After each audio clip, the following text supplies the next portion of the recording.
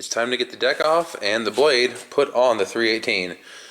The weatherman's calling for 5 to 8 inches of snow over the weekend, so I'm helping my brother get his mower set up for snow removal.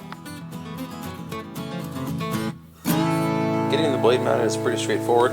There's 2 pins on the bottom on each side that will slip into these slots here, and then these quick attach pins will drop into these holes here.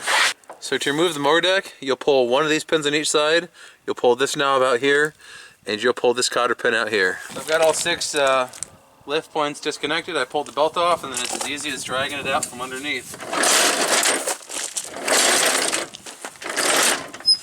And then after you've done that, your mule drive should, I think, push back and just kind of fall down out of the way.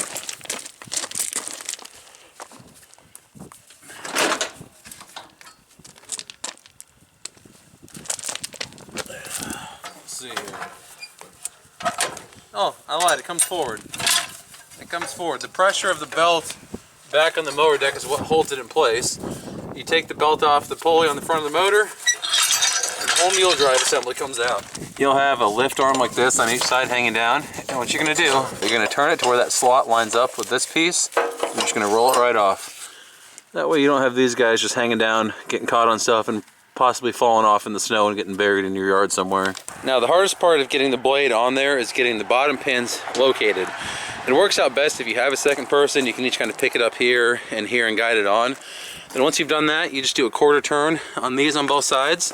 And when you pick it up, oh, here, let me hand it off the camera.